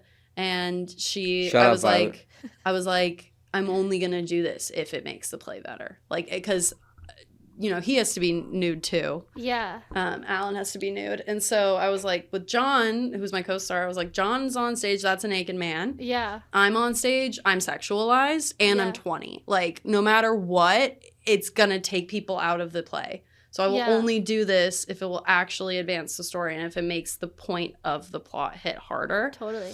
And we did it, and it was like unanimous. We all agreed. We were like, this is way better. What I will say to bring it like back to Anchor Bay is like, Lloyd is an equal opportunity nudist. Like if he's gonna ask you to do it, he's not only gonna have like men he directs do it too. naked? He's done it like on camera. He will do it. Like, that's cool. And he's usually puts himself in them, and he does it. That's cool. I think in Nukem High he does like a Silence of the Lambs type thing where he like does a tuck and like he does it. Like yeah. Oh my god, I totally forgot about that. Yeah, I actually gave my buddy, it's one of my best friends, Spencer Charnas, some shit about that because they did they're like Spencer Charnas is the frontman for this band Ice Nine Kills. That's like a big horror band. Yeah. And they did a Silence of the Lambs song, and they did the video, and I was like, where was the tuck, man? Yeah, they did the song Buffalo Bill's listening to? You bitched out. You can't say I'd fuck me and not tuck your dick. He didn't do it. I'd fuck me. Wow. How did you hook up with Barbara? How did you get on a podcast? What made you? Well, it's my show. I made that show. Oh, you started the show? Yeah. Okay, wow, what a segue. I give Barbara a lot of credit. Barbara is an incredible woman. But hold on. No, I didn't. Can we introduce what we're talking about so that the audience understands? I'm doing that. The show would not be the same without No, Barbara. I said, how did you get hooked up with Barbara? Catherine has a podcast. Catherine's got a podcast. Scream Dreams that she hosts with Barbara Crampton. This is so us. James A. Janice. This is so us. Yes. And James. Yeah. Well, who is a Michigander. Yes, he is. This is the worst intro to a segment ever. No, it's okay. It's okay. Barbara was the podcast is no longer with AMP Film, but Barbara was a development producer at AMP Film for a while, and I'd been talking about wanting to do something for a while, and I knew her. Actually, she was a really close friend of Nick Tucci, who it was one of the most important people in my life who passed away, was in Long Lost. And that's how I knew Barbara. Okay. And so when I came out here, she kind of just like made a point to like be in my life and have me around. And like the conversation came up, and it was around the strikes, and she was like, why don't we do it at AMP? And so she helped me kind of, her and like the people over there helped me kind of like flush it out. And now it's no longer with AMP, it's an independent show, but yeah. But how did James, because James has Dead Meat, so he's got. So when we wanted to do it, I wanted to host it, but I'd never done something like that before. Barbara at the time, now she's much more front and center, but in the beginning she didn't want to be. So that's why we had these games that we came up with for her to do. And I would write the games, the scripts for the games every time. But we wanted a co-host, and also because all of us work in the business, so the idea is like if we couldn't film or whatever, like it could be fluid. And so we asked James, because James has the Dead Meat channel with his wife Chelsea, and they have the Dead Meat podcast, and they are much more versed in this. And he said, well, why not me? And we were like, why would you want to do this? You have such other things. But he like very graciously has been part of it, and yeah, and that's how that all happened. Well, tell him to email Tom back, because Tom's been trying to get a hold of him. They have a lot of mutual. I will. Both Michiganders, both. I will. He's so busy, like that. Hey, Tom's busy too. No, I agree. I don't know. Like I know that they are doing so much. Like if you go to the way that Dead Meat works, I know Dead Meat's pretty huge podcast. It's massive. Yeah. It's huge. And I want to know how it got that big. My 9 to 5 is selling the podcast, and so he was like, "Oh yeah, it's a Dead Meat podcast." I was like, "Oh, I sell the shit out of that podcast." They just, I mean, this is really for if he comes on. My understanding is that like they were just, college friends. They had a Drunk Disney YouTube channel. That's how it started. And then they decided they really they love horror movies. They decided to try horror content, and they've just been at it for so long. I met Barbara at my very first horror convention. I also met James and Chelsea at this very same one. And it was like earlier days of Dead Meat, and they said that was one of their first horror conventions too. And so, yeah, it's just like they've just been doing it for a very, very long time, and they're so good at it. And they run their stuff like full productions. Their house has sound stages, full sets built in there that they like film on. They're incredible. That's one of my both James and Chelsea and their whole team. This is my plight, is the audio.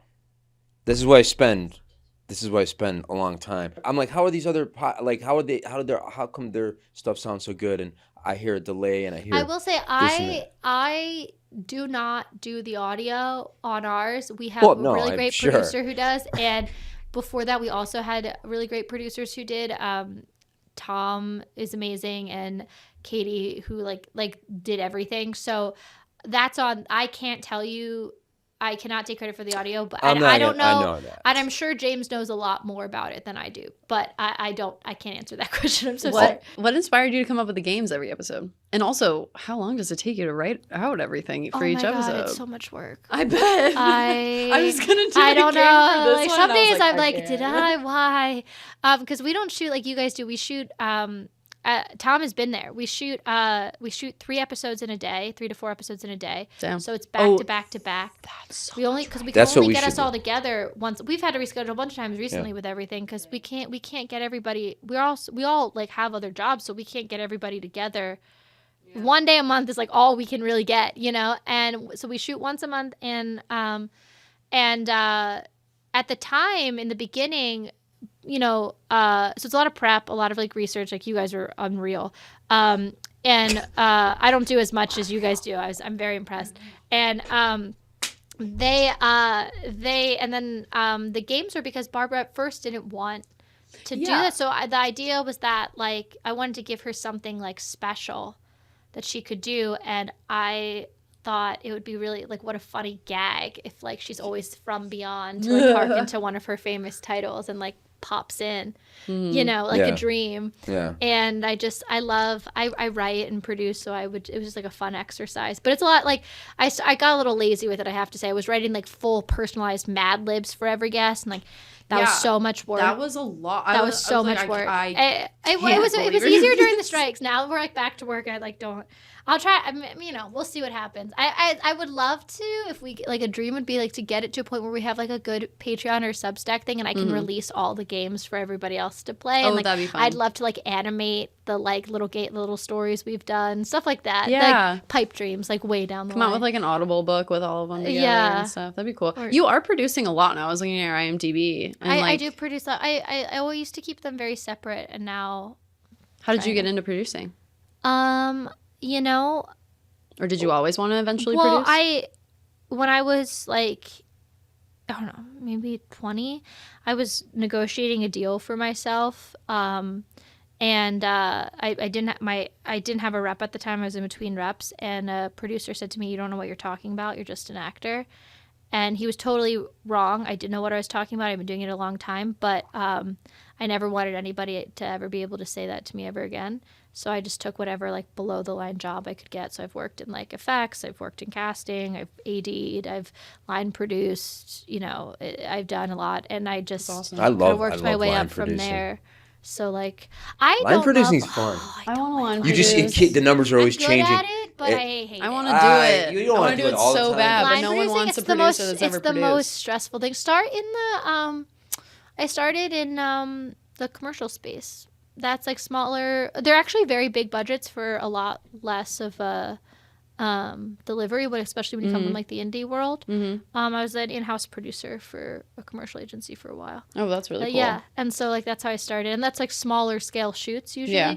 So it's like a day. Yeah. Yeah, that's cool. Jillian, ask her if she can take you under her wing. Jillian wants to produce, but obviously, I just said that. But Actors, you're working here. actors. I mean, like, just sit in on stuff. Like, you learn. I know. There's so many different types. I'm gonna shadow Tom. There's so many things. different types of producers. There's talent producers. There's line producers. In between, like Nukem, or maybe this was just after Terrifier, but you did a Hallmark holiday movie, which I did 3 watch. of them. Yeah. I watched The Last Christmas Home. Oh, yeah, they changed the name of it. It used to be called The Last Christmas in Vermont, or Last Vermont Christmas, or something like that. I think they changed it a couple times because I looked up it's not on Hallmark one. anymore. It's just so weird. This is a question for Tom. I don't know why this happened. It was a Hallmark film. But the way Hallmark works is they have their in-house stuff, then they have stuff they license out, and then they release. So we were a Hallmark original, but like released through a different company, and then I guess our term was up. So now it's on other platforms as well.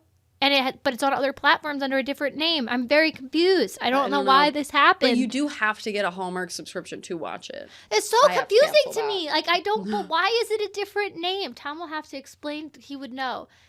Why is it a different name? Did you get paid less?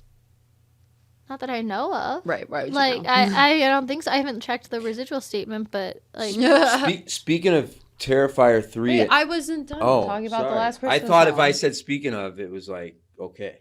No, I'm not even asking a question. Oh, all right. Did you have to, like, there's so many questions I have, just mainly between, like, the difference between filming a Hallmark movie versus going into production for, like, Terrifier? Well, I think I did Terrifier before I had done any Christmas movies. I did Christmas movies after that, which is interesting, but I don't think they would, maybe.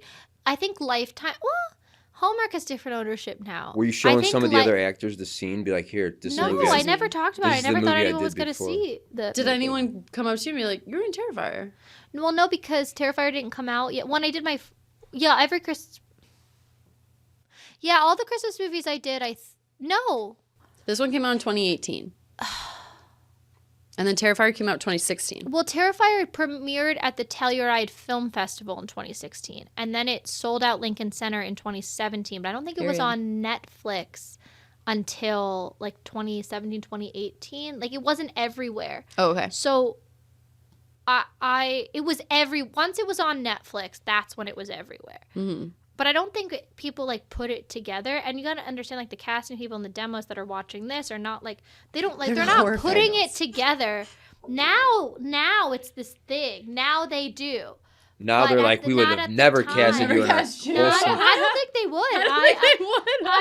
I don't think it's good for their brand. Knowing that if someone just looked up a Hallmark actor, Lifetime takes like more risks and stuff. Lifetime probably would. All the ones I did were for Hallmark at the time. Although Hallmark is like fairly progressive now. They're doing a lot of like queer stories. They have different ownership than when I was doing stuff there. So who knows? I'm open to it. I know. I used to be a reader for Lifetime A&E, and some of those scripts were like very disturbing. I don't know if they ever got made. Lifetime's different than Hallmark, I feel. Lifetime will get weird. I mean, I know my really good friend Scout Taylor Compton has done a few for Lifetime, and she did the Rob Zombie Halloweens when she was 18. Yeah. Oh, really? Yeah, so they will. That's who she does the podcast with. Danielle I'm saying Harris. Lifetime. Yeah. I think Lifetime for sure. Well, my friend was in a Lifetime movie where she was at the Anchor Bay launch party. Who? Scout Taylor Compton. Oh, she's the Scout best. Taylor Compton. Yeah. Oh, cool. I'm gonna see her tomorrow. I forgot what I was saying. Thanks. Rewind it. No, I was saying that I had a friend who did Hallmark movies. Oh no, my friend was in a Lifetime movie where she like was raped by her dad and was like in a basement forever. But Hallmark, I dated a Hallmark actor, and that's like he's like, I'm being sent to Argentina to film with a penguin. Well, I think like nice. Hallmark Christmas is like, I always joke that it's the same. Like, okay, Christmas movies and horror movies, very similar. They're formulaic, like down to like the beats. They have conventions. They have diehard fans and huge merchandise followings. There's holiday conventions. Yes, there are Christmas cons and cruises, and they have people who watch who like are diehard, watch programming year round, but they also have like 1 month of the year dedicated to them. The only difference is one is the Midwestern mom with like her wine and her like don't bother me while I'm watching Hallmark movie sweaters. The other one is the kid in the Midwestern mom's basement. It's the same house though. Yeah, you know what I'm saying? Yeah, different television. That's same so house. Interesting and true. Speaking of, this is relevant. So Terrifier 3, Saint Nick of Bethlehem. I know nothing. I've not even seen it. I'm sorry. Do you know Daniel Roebuck, who we talk about a lot on this show? I know he played Santa Claus. He plays Santa Claus in Terrifier 3, and he played Santa Claus in a movie that he directed called Saint Nick of Bethlehem. Which is like a Christian movie, right? Because he does a lot of Christian movies. He do be doing those. But see, he can cross over. But hold on, I haven't gotten there yet. Rumor has it. Did it already happen? Do you know how it went? He had a double feature with those two movies. No, he didn't. Yes. That's cool. And I am wondering. But now you say that they're not too dissimilar. You should do a double feature. People walked out. Don't even. Which one did they show first? I don't know. Do you know which one? They definitely showed the Bethlehem one first. They had to. There's no way in hell they would have stuck around. Yeah. Yeah. But what do you think of that? Was it a drive-in or was it just a theater? Drive-in. You know, and sometimes I want to. You know, leaving a drive-in. I probably find the ad for it. That's insane. Did he come up with that idea? I think that was his idea. Oh my God, he's amazing. That's out. That's out there. That's but amazing. that's like I kind of want to ask him how many people left. My grandma. He's gonna be like, none. My grandmother, she is no longer with us, but she was a Franciscan nun. That's a real thing in Catholicism. Yes, that it you is. can be. And that's very Catholic.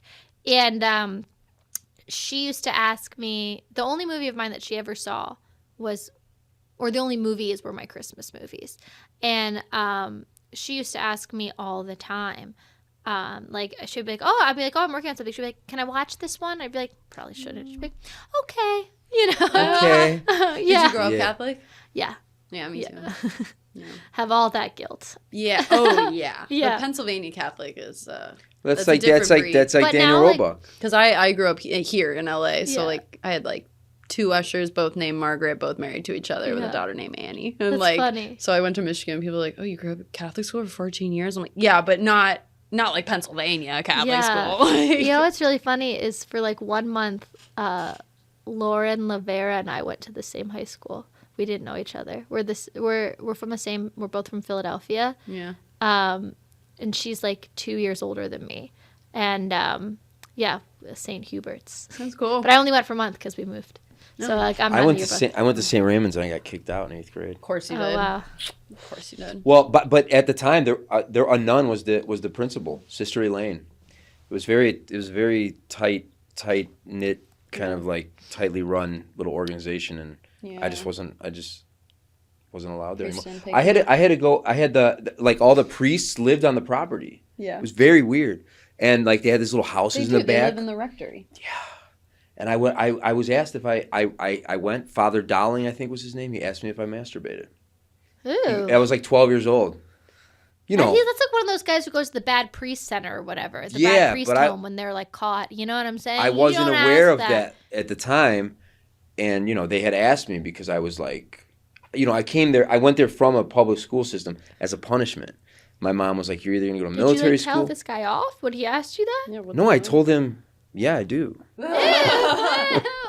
because I had, and Yeah, but but he's so creepy. I think Oh, I told so my bad. mom. I don't remember, but anyway, That's cool. I feel like we have a lot of people on the show that went to Catholic school. Yeah, we do. So you moved. Where'd you then move? We moved to the suburbs. So I graduated from a public high school. Then you went to public school. Yeah. But you only went to Catholic school for. Yeah, I didn't go to. I just went to a regular elementary school, so it was only like a month. But we had to do CCD, which is like I don't even know what that Bible stands study. for. Like once a week. Oh, see, we just had religion class. So we Did you don't play have to do games that. too? In CCD. Yeah, like don't they have like study and then like I- kickball? I didn't play kickball. Sardines. No, we We didn't do any of that. I in remember it was games. like Sardines. it was We like played Heads school, Up, 7 Up. but worse because it was like more school after school. You Oh, I know. on like a Sunday. Like No, we had to go Monday nights. Oh, that but- sucks. That's them. That's getting to heaven school. Right. Have you ever played sardines? You know what sardines is? Probably. It's like hide and seek, but like backwards.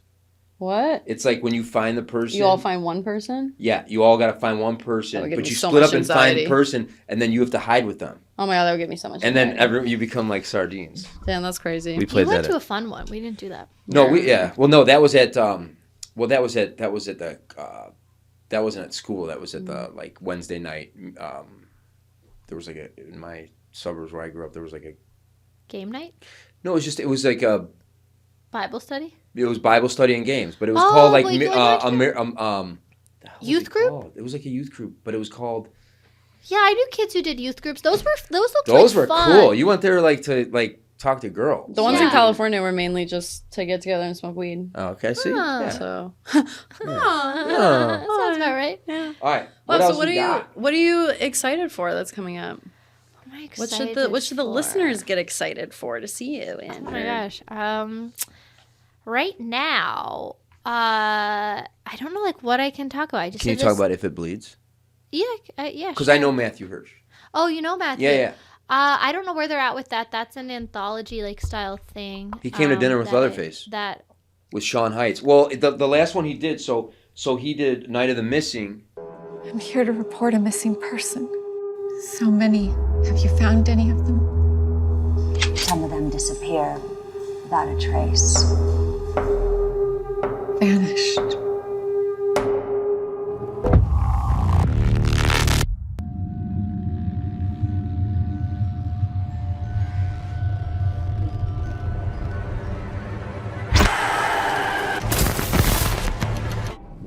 How do you know all these things? Oh, no.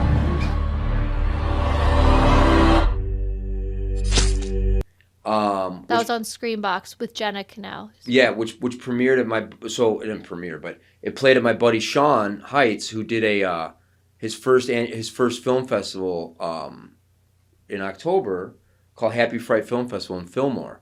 Oh, cool. Which is a cool little town for a film festival. It was that's actually really cool. And so that's where I met Matt, and then he had Plastic Men or something. So Plastic Men played at like a week after we played at the Lemley, the NoHo 7. Oh, cool. Yeah, so yeah, they're a fun little group. They're like doing a lot of like small things, kind of like skin of their teeth, and like that one came about. Like we knew the strikes were about to happen, and he reached out, and it was a cool idea, and I really liked. I knew Justin Miles through Jenna. Jenna Cadell is one of my best friends, and they're both in the Atlanta scene, and like we co-star in that, and then it's just gotten bigger and bigger. The cast is like pretty incredible. It's like Doug Jones and Dee Wallace and like. And it's anthology, so they're just shooting. So it's like it's all, it exists all in the same world, but it's anthology style, if that makes sense. I think Night of the Missing is.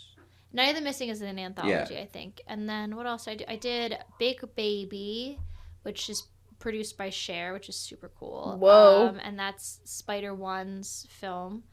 3 Days with Rising. Chrissy Fox. I don't know what's going on 3 Days Rising, I have to be honest with you. Mickey Rourke, Ice-T, Peter Green, Frank That's Whaley. a funny cast, yeah. That's like a dream cast from like 1992. I know, we shot that before the pandemic. I have no idea what's going on with that, honestly. I could see Peter Green and Mickey Rourke getting into a fight. Did they fight? Not that I remember. But Can't you see those two like just going head to head? And then I did this film over the summer called Jackalope with that has a cool cast. Howie Mandel is loosely involved in that, and that's kind of cool. Do you find it hard to like if you're casting something with your producer mindset? Like, are you always trying to learn? It makes me so much better. Huh? I think it makes me so much better. But do you find yourself helpful in any way, or like wanting to step into the? I'm that really role? efficient. Like people are always surprised. Like not that I'll say this and this will never happen again, but I get things like on the first one a lot, and everyone's like, "Oh yeah, we got it," and that's just because like I think it's like when you work below the line, like you can see all the moving pieces, so you're just very aware of everything. So at least technically, we'll get it on the first go usually. Right. But they'll want a second take anyway. Or if I want to do something different, but like I will make sure that you get what you need. Like it's not going to be me if we're going to have an issue. I'm pretty like big on that with myself. It's just pressure I put on myself, just because I don't want to inconvenience everybody else. Not like I can't make mistakes, just that I don't want it to be me, if that makes sense. Yeah, totally. Yeah. And you're still doing the podcast. Oh yeah. Oh, what I also did, I can't talk about that yet. It's not announced. Never mind. Oh, whatever. Sorry. I was going to give you one. Not yet. Oh, not yet. We'll have you back on. We'll look it up on IMDb. No, yeah, once it's announced. But Screen Dreams is still dropping episodes? Yeah, I think so. Yeah. We're in a weird hiatus right now, coming back from the holidays and the fires and stuff. We'll get there. Though. Do you guys have to? But do you have episodes that are? We have episodes in the can. Yeah. In the can. That's what I want to do. And you gotta like burn yourself out. I gotta edit this one. I gotta edit this one and have it done like Monday. You got your work cut out for you. There's so much good stuff. Okay, so what I was just gonna ask you is, because you grew up in Pennsylvania, when you first moved out here, did you miss the Halloween season, the fall? Yeah, but when I've only been out here about a little under 3 years, and Terrifier was a thing, and so it was like Nuko High for me at that point. So I get booked on horror conventions around that time. So a lot of them are on the East Coast, so I got to do spooky stuff. Oh, shit. So like cool. last year, or not last year, the year before, I went to Salem for the very first time. Oh, cool. It's around Halloween. So like stuff like that I get to do. Like I don't, and it is like, it's so much of my life that I feel like I'm almost like, I'll regret saying this because it's like, there will come a day where I'll miss it, but it's almost like I'm burnt out. I'm exhausted after Halloween. Oh, really? Yeah, after Halloween, because it's like the lead up is so busy for me. Yeah. Always. Yeah, there's always something coming out. There's always like conventions. There's always other people's things. There's events. There's parties. And like we know the people who work in these, so they're like, you know, it's all kind of like. But then Christmas might kind of be busy for you too. I mean, do you get involved with any of that? It used to be.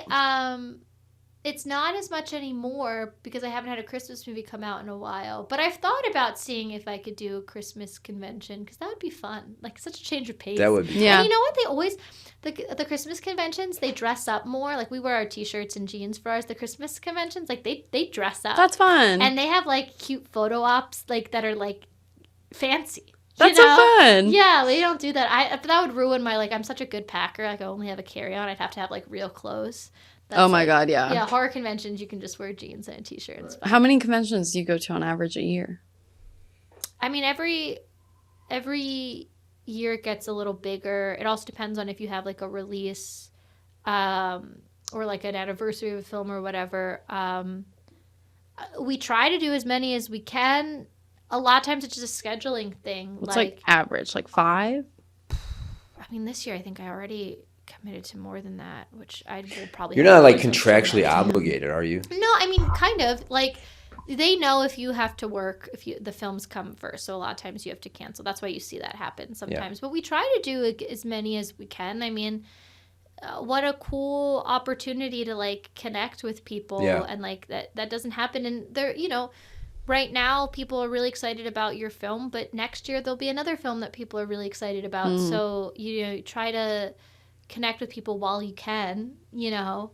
But it's a burnout for sure. So, like, I'm so grateful for it, especially during the strikes and things like that. That has kept a lot of people's careers, like, afloat. And, you know, their homes afloat and their families afloat and things like that. So I'm super, super grateful for them. But, yeah, I mean, you can only do so much. Yeah. You know, I'm only one person. You know? So but we try to do as many. You seem like you could be too, though. You seem like I could be too. I am a Gemini. Not in like a split personality way. Just in a. I would like that would be energetic really awesome if you could just like split me in half. I would love to do that. If I had a superpower, it would be like that or time travel. I think.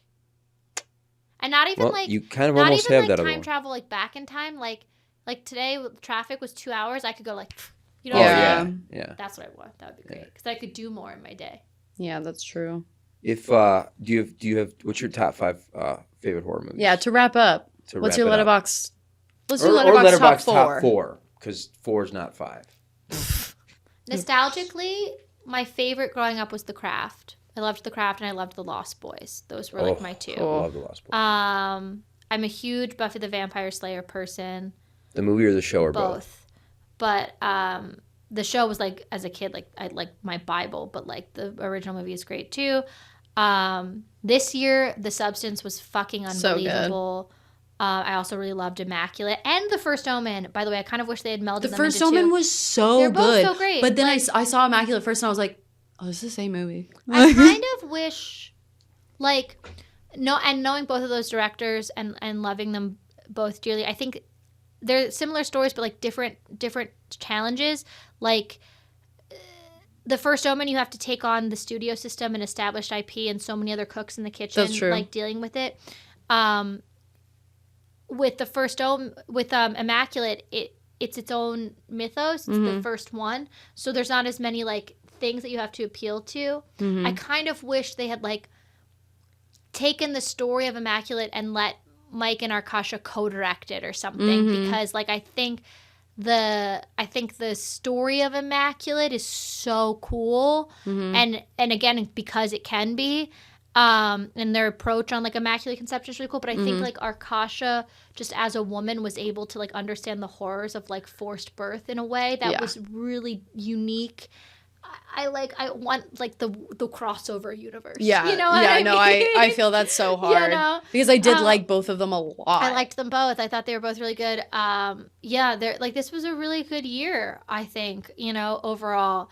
But I also like in past years I loved The Witch. I loved The Babadook. Oh, so good. I loved Get Out.